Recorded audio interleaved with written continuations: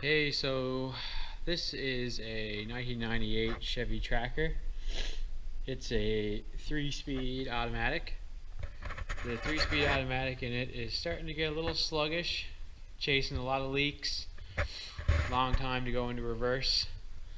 So I'm going to be putting this 5-speed out of a 1998 Sidekick in its place. First thing I'm going to do is take the center console out to make way for the new shifter, and just to get this, try and get the plastic out of the way first. So we have some Phillips screws down here, one here, another one here. Let's go ahead and take those out. Okay, so we got those out. You just press on the center. You just press on the center. Press on the center right there. They pop right out. Only one broke. I think it was already broken. So we got one more Phillips back right here, and another one right here. So that last one down there is pretty hard to get, and it's pretty tight. So just got a 1/4 mil wrench there, a 1/4 inch wrench. Sorry, I'm Canadian, as you can tell, and just got my bit there. That should be able to let me sneak it down there and get that out. No trouble. Now that we got that out of there, we can haul this console out. Pull the handbrake up a bit. It should help you get it out.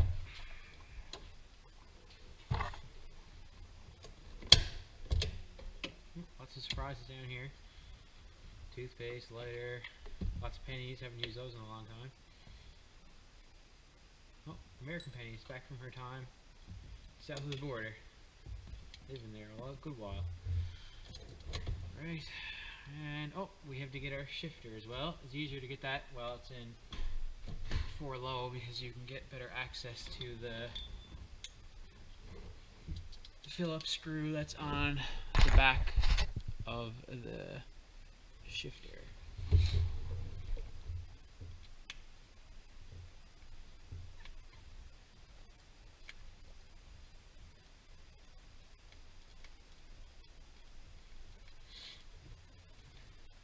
Now, the hardware that's in the shifter, this Phillips here, is a lot different than the Phillips that is in the rest of the body, as you can see here.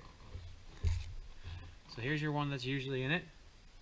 Here's the one that's in the shifter. So make sure you don't lose this one, because these are hard to find this way, and just to make sure everything goes back the right way, you want to keep all your right hardware in the right place, so make sure you put that separate.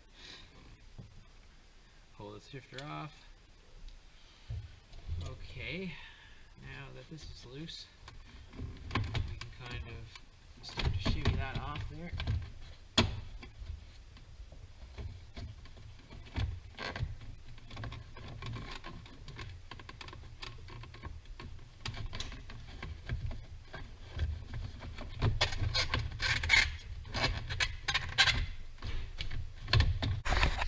So I'm going to move on to the pedal assembly now, because I still want to kind of be able to move this around until I'm ready to put it on the lift and do the whole swap. So I'm going to hold off on taking the automatic shifter out for now. So I'm just going to disconnect the battery here. That's the first step. And then I'm going to get started on the pedal assembly. So because the whole brake pedal assembly is going to change, because that includes the clutch, which we're going to need for our swap. So I'll get started on that. Before we get out the clutch here, pedal, brake pedal assembly, I'm just going to take this panel off here. This is very straightforward as well, just a few Phillips.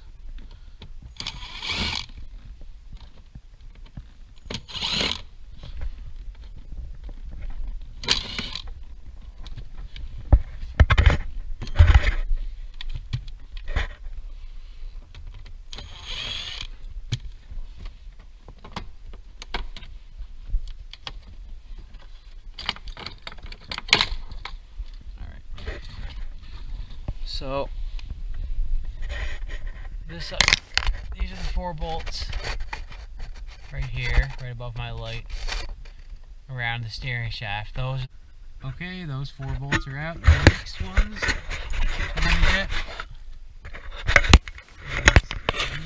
these 3 up here, the brake pedal sensors. 1, 2, 3. Okay, we got those 3 bolts out up top there. Now the tricky bolts. They're very hard to see from here. They are just up above that yellow wire. Anyway, what they are is they're 2 studs you can see on this brake pedal assembly here. You can't get at them from where they are, so what we have to do, I had to do the same thing when I was taking this assembly out of the Sidekick, is we have to take off the fuse box, take off the DRL module here if you have one, and then take off the computer and unplug that, and then take off the computer mounts. That'll give it enough flex for you to be able to kind of pull it down a bit in order for you to get at those bolts. If not, you're just not going to be able to do it. Alright, now that we have the bolts off and a few ones are stuck, we're actually going to have to pull the whole master cylinder off the wall. Just try to be as gentle as possible. The brake lines do have a bit of play in them, a bit of give, I mean. So you can pull it back. Just try not to be too rough with it. Be careful of the brake lines. You know, keep an eye on them. Make sure they're not bending too much. And then once you have that pulled back enough, you'll have the bolts pulled back through the wall. So these are the bolts. Here. Whoops. These are the bolts that stick out. Took the nuts off. So we should be able to, you know, pull it out a bit, because the master cylinder shaft that's going through there is going to be in the way of us getting the brake pedal off. But now we should be able to move it quite a bit. So I think I can finally get a half decent picture of this. Very hard to see.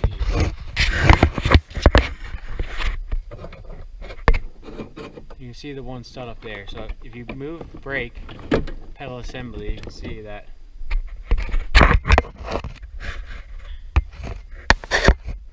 you can kind of adjust them to get in there. You gotta kind of move it around. They're way up there, 2 nuts and 2 studs. So the pedal assembly is out. The only thing holding it now is just some wires I had done up. So you do have to pull the brake booster off quite a bit, as you can see. But you just have to unplug this little wire here, unplug your vac hose, and the brake lines have plenty to give, and you can just haul that out. It's the only way you're getting that pedal assembly out. So right next to each other, you can see that they're the same. The mount is the exact same. The only thing different is, well, you have this brake pedal here. Brake pedal switch is different because of the interlock for the putting it in drive. So there will be 2 sensors that we're probably not going to use anymore. We're not going to need those. But I might just swap over the brake pedal switch on this anyway, just so it goes with the harness. Put this one onto this one, just so there's no wires just hanging around, you know. And then the clutch bell switch, we're going to have to find a way to wire that to the park neutral switch, which I think we might just be able to wire that to it, or we can yeah, you're going to want to wire that to it just so you don't start it by accident while it's in gear. And what some people do is they'll just jump the park neutral switch on always, but we're probably going to try and do it by the book. We'll stay tuned for that part. The next thing we're going to do is take out the shifter boot. So I think there's 8 screws holding this on.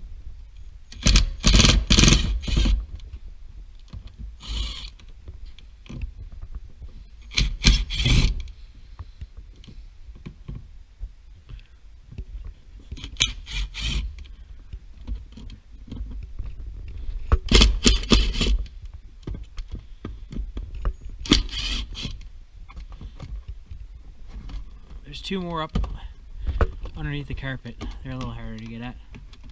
Just have to massage the carpet a little bit.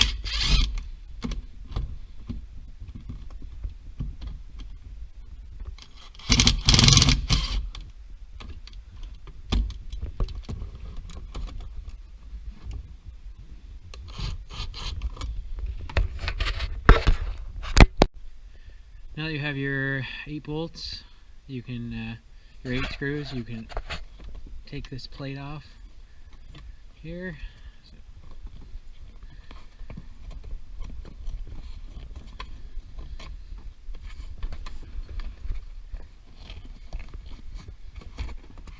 The plate can come with the boot, that's okay. And you just got your little dust cover here. Okay, now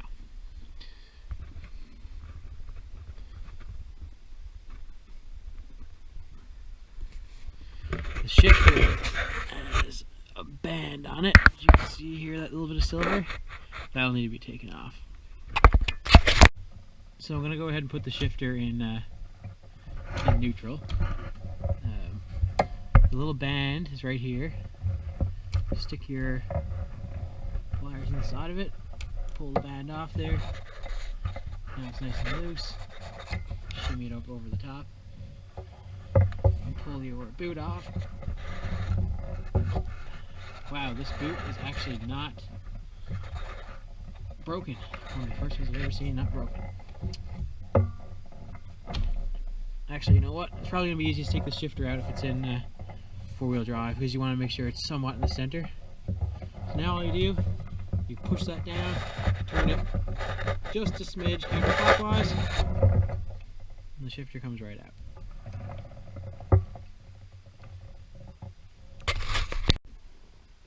Okay, now we're going to remove the automatic transmission shifter.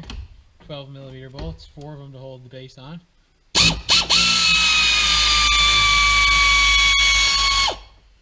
Now that your shifter's unbolted, we have to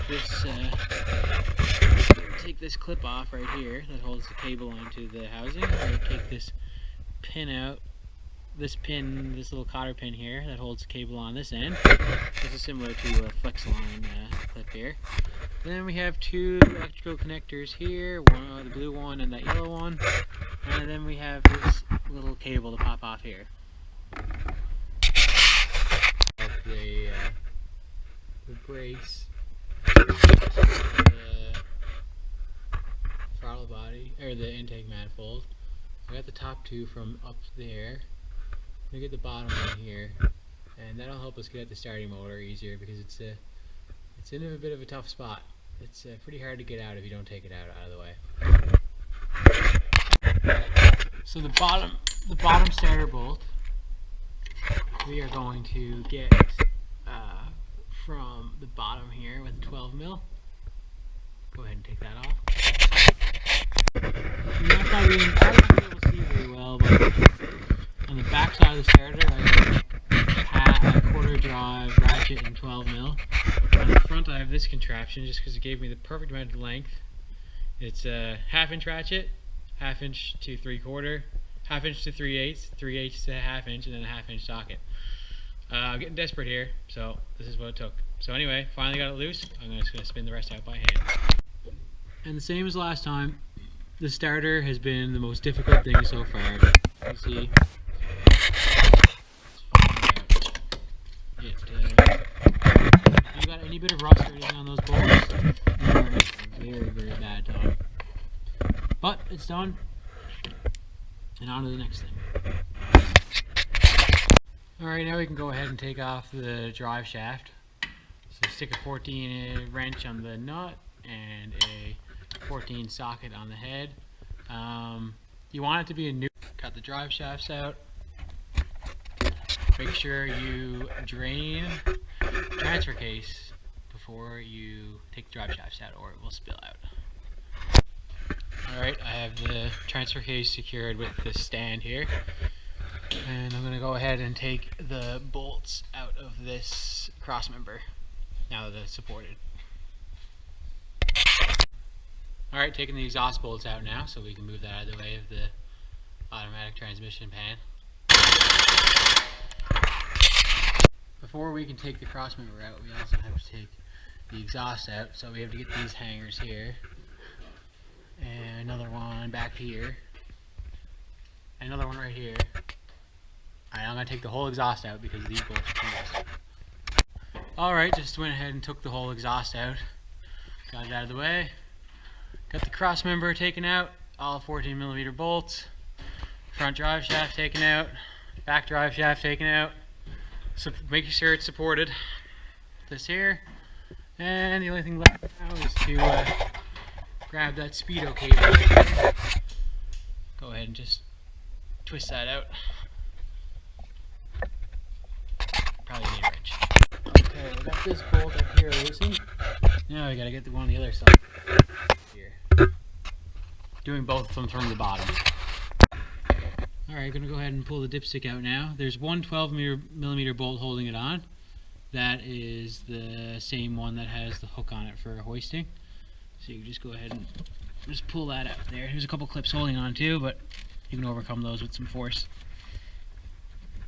All of the bolts that hold the bell housing onto the engine have been removed. We also got the oil cooler line here, and just loop that over. Keep it out of the way. All the other two are disconnected. So now all we have left to do is the bolts that hold the torque converter on right here. So you're going to need to put a wrench or a socket onto the crank pulley and crank it over bit by bit so you can get those bolts. Alright, so stop. So this is the torque converter bolts here. You have to remove a plate with two 10mm bolts that's on the bell housing, and you can get access to those. You're going to need a breaker bar to get those babies out.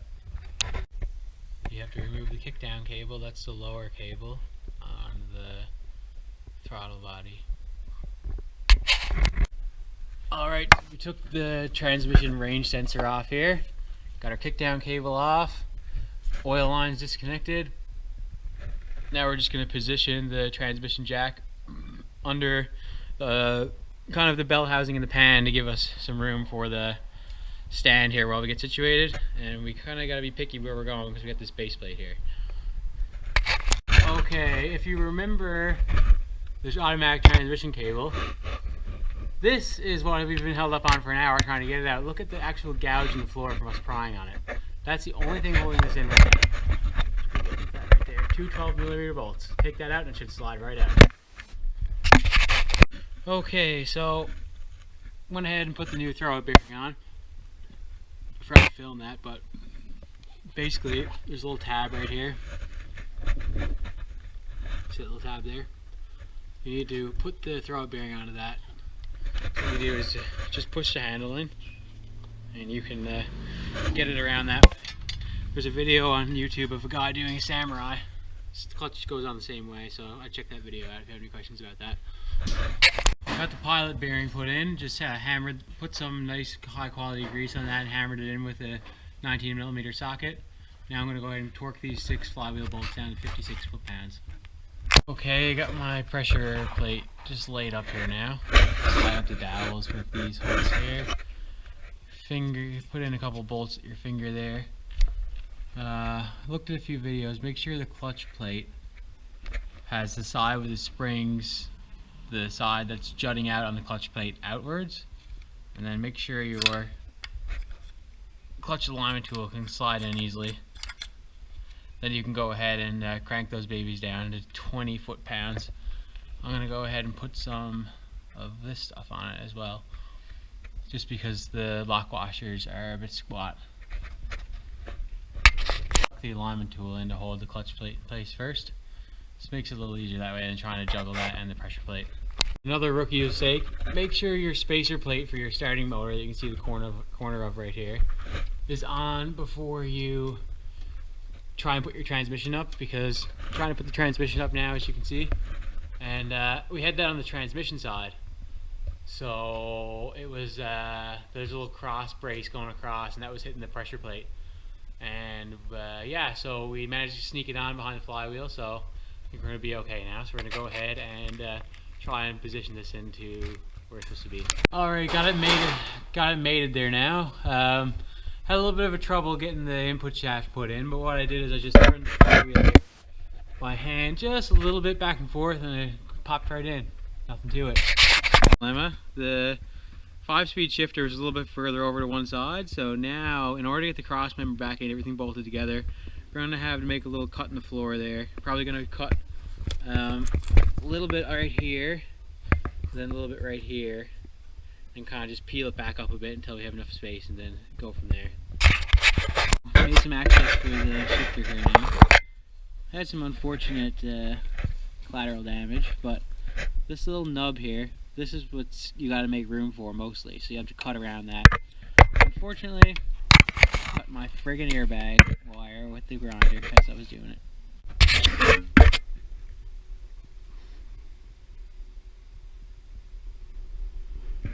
Just popping the starter back in now.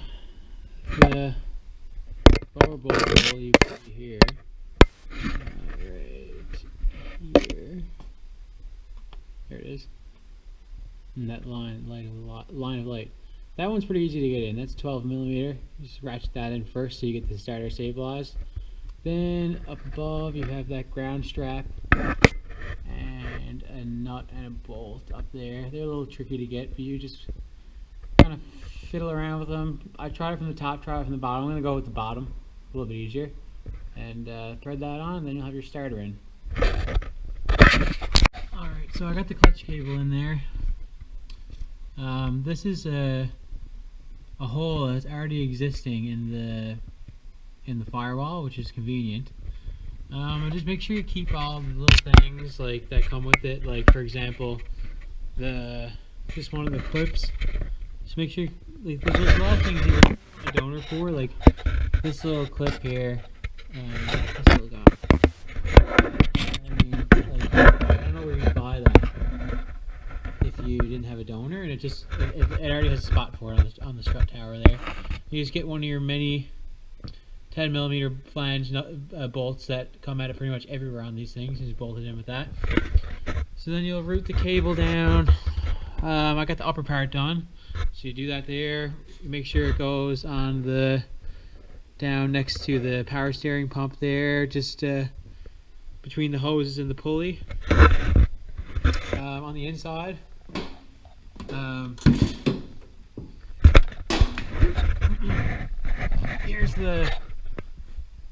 This is the plug that comes out. This is the plug you're looking for. It'll be this way. So that's what you're going to see there. There's your plug. And yeah, your clutch cable comes through, hooks onto that there, hooks onto that arm. I found it easier to unbolt that bolt we're looking at right here, and unbolt that nut there and the washers, and hook it on. Then bolt it. Then I just got to finger tight now. I'm gonna have to look up the torque spec and then just torque it down. And then once I got all that done, I'll move to the bottom part and get it hooked up. Maybe take it for a test drive once we get the drive shafts in. Your last piece that you need to remove is this hose clamp for the automatic, because that's one of the bolts you're going to need for your clutch arm mount. So it's on there pretty loose, 14mm. Just go ahead and take that bolt out. Make sure you keep your hardware if you have a 5-speed donor, because you're going to need the hardware for mounting up the clutch cable mount. Alright, so I got the clutch cable mount arm here. It can only go up one way because the bolt holes are spaced differently. So it's not going to fit this way, so just flip it around.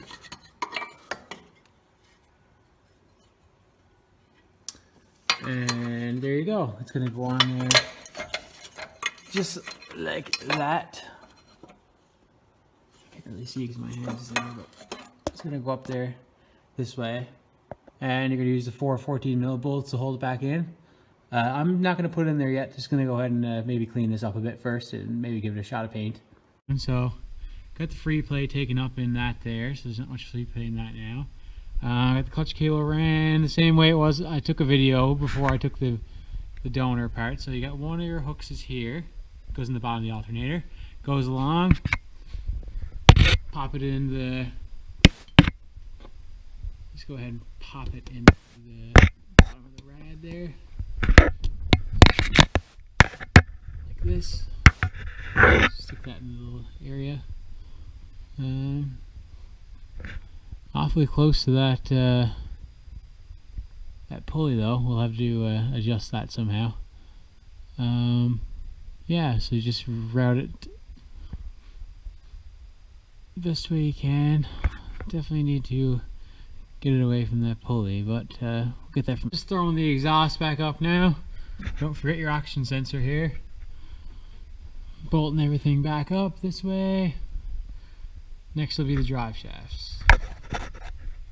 The battery died last night, but I went ahead and put the drive shafts in. I put new seals in the transfer case, but I still think this one's leaking a little bit. Not really 100% sure. I have to see. It's a little wet still, but could just be all the brake cleaner I sprayed in there. So front and back drive shafts are in. Clutch is adjusted. Free plays taken up. Can't really remember what else there is. I think that's pretty much it. So I got the automatic range sensor plugged in there and left in park just for now. Okay, so just about everything's done now. Shifters are in for now. Still need a considerable amount of work to the floor. As you can see, it's pretty far over. What I'm planning on doing there is getting the floor from the other one and stitching it in. I might make a separate video for that later or add it on, depending how long it takes me to edit this. And yeah, so also going to have to wire up something for the reverse and clutch switch, which I haven't done yet, but starts up, runs good, and yeah, anything I forgot to mention, when I'll probably put in the comments below. But overall, went pretty smoothly. Take your time. Don't have to do it all in one day. Well, I never anyway. That's the best way to do it. And yeah, drives perfect. And that's pretty much it. Alright folks, so we're back down at the donor. I noticed that the 5-speed 4-wheel drive switch harness goes from the transfer case, just goes directly from the vehicle harness to the transfer case. On the automatic, which I'll show after, goes from the automatic transmission harness to the transfer case. So I never got rid of my donor yet, luckily, because I took this wire. This has a harness. It connects to the main harness. You have your reverse switch here and your 4-wheel drive switch plug here. I got one connector left unconnected in my former automatic, now 5-speed tracker, which is this one, this transmission harness. This goes to the 4-wheel drive switch and the torque converter lockup. Now I went down to my donor and I found something with the same plug. But the thing is the prongs are different. So our 4-wheel drive switch, that's going to work when we use this. The reverse light switch, we will go from this connector, because the reverse light switch is on your gear selector in the automatic, and this, it's on the actual case. So that's where you'll see those prongs are different. On the 5-speed, this side, the clean side, we have our 4-wheel drive switch and reverse, and on the dirty is what came out of the manual, is going into the automatic now. The clean one is the one that came out of the automatic. So we got our 4-wheel drive switch is going to be plug and play. Our reverse lights are go from these connectors to the connector that went into the console previously. We're also still going to need to figure out something for the clutch switch. We're going to have to go from the range sensor, which is under the hood, just lying there in park now, to the clutch switch, which is going to be a little bit more. I had to run some wires. Shouldn't be too bad though, because it's just 2 prongs, so that should be pretty doable. Mention that all this is on this fixkick.com website. Absolutely crucial if you own a tracker or Sidekick. But as you can see, when the key goes to start, you get a signal from black to red. On the automatic, it'll go to your black and yellow to close that circuit and park, and neutral, as you can see here. So we have black, red, park, neutral. Now if you have a manual transmission on this side, your black, red, clutch pedal switch goes black to yellow. So it's all the same wires, just gonna have to you know, run a wire there, run a wire there. Really basic stuff. Using most of the harnesses we already have. Probably only gonna have to run 1 or 2 wires outside that harness, and we'll make sure we keep the same colors. Alright, so this is my harness work, just to make everything, all the right lights come on, and make sure the clutch switch is functioning, because it can be pretty dangerous not to have a clutch switch, which is the way it is now. So what I did, this right here, this harness here, is the reverse light switch and 4-wheel drive switch that came off the 5-speed. So the 4-wheel drive switch wires are the same on this six hole plug here. 4-wheel drive, that's the only ones we have left in this one now, because the reverse switch was part of the range sensor on the automatic. So I had to cut the wires off the old range sensor, took the reverse light pins out of the 5-speed, stuck those pins into took the old pins from the range sensor out and put the new pins from the 5-speed harness in there. So these little pins in here, you can actually pull those out and put those in other connectors. The black and blue / red wire, that was for, I believe, the fuel trim, to change it when it went into drive on the automatic. So those are just poked down in the loom there, going nowhere, and taped off, just so they don't, just so we don't have any openings in the plug. So this should just be plug and play there in regards to that. So we won't have any empty plugs on the automatic now. And then the other part of the range sensor I had to cut off was so the range sensor had 2 connections. It had this 4-plug one and this 2-plug one. This is for the park and neutral, which lets the starter engage. I cut that off, attached it to my own little ghetto wire harness here, and have 2 connectors to go into the clutch switch. So I'm going to put all that together, and it should work out just fine. Interior work begins. So first thing we're going to want to do is put our shifters back in.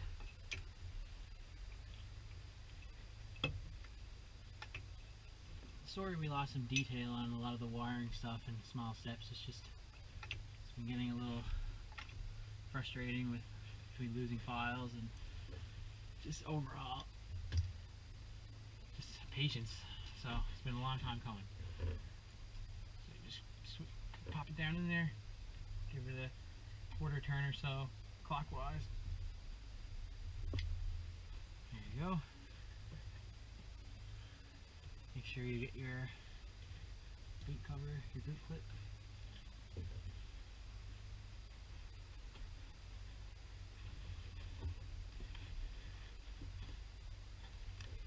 I'll do that after. Okay. And we get our shifter, our transmission shifter.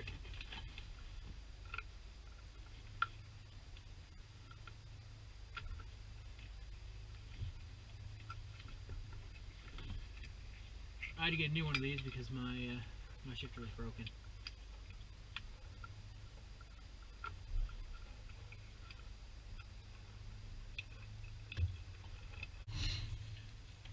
Okay, so this was for the shift interlock, so you can't take it out of park unless you have your foot on the brake. So just going to put some tape on that so nothing gets into it.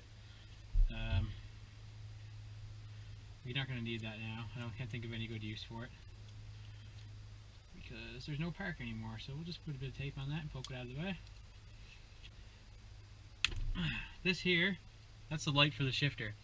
I'm going to probably use this maybe for some foot lighting on the passenger driver side, so it comes on with the headlights. So we'll just wrap that up for another time as well.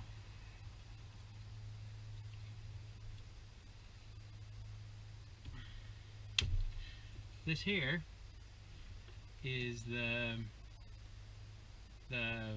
so the key can't come out unless you're in park. So I'm just gonna put some tape here so that can't shimmy itself into the other position there.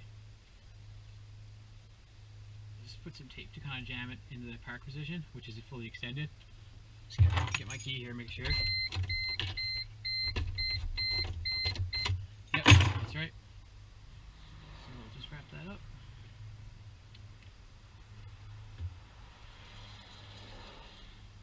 Now, I don't really want this flopping around, but I really can't really see anywhere to bolt it. So I'm just gonna stick it in. Stick it down in here somewhere. And hopefully I won't have to deal with it. This here is your transfer case switch. I went through that in another video how it all works.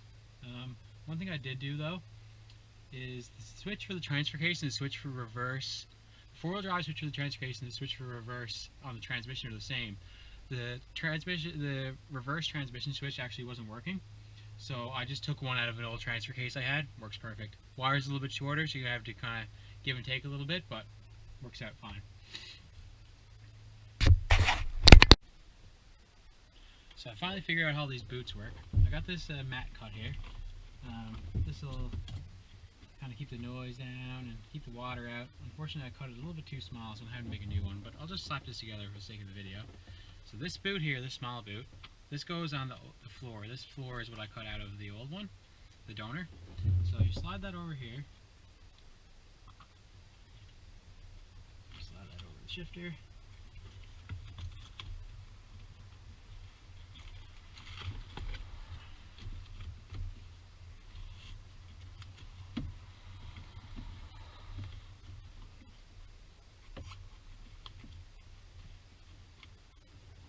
Make sure you're in your little tabs here. It has alignment tabs on the sides.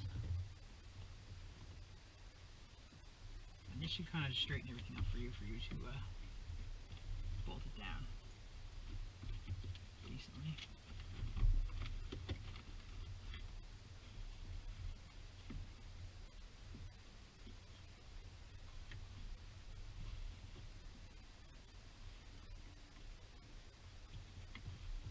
Okay, so now your plate's going to go next.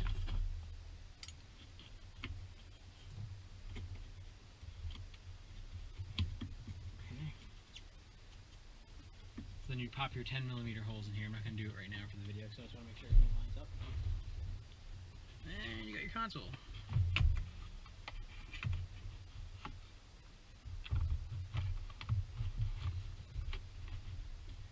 There you have it. Just gotta cut a new piece of rubber, that's all. And we gotta do our transfer case too, which is much the same. This first, then your boot, then your plate, then your console.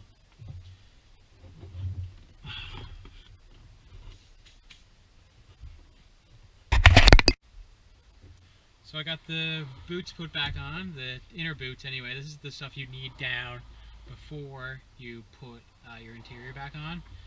Got some seam sealer put on all the joints here. The holes don't really line up from the 5-speed, so just got some sheet metal screws, got some extra sheet metal here to just closing the gap. It's pretty ugly, but it'll do the trick. Alright, with the outer boot put on, you can just slide that on over your stick there, like so.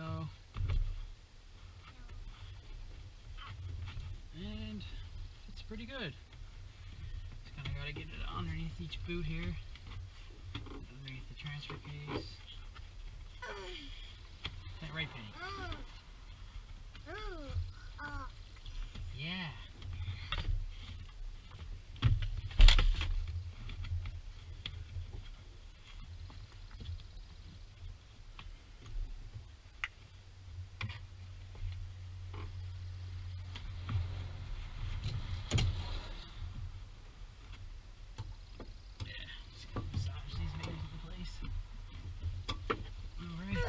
Have it. shift knob back on. Just screws on. Actually, I'm going to clean this up first. And then your other shift knob here. And then the handbrake one simply goes on like so.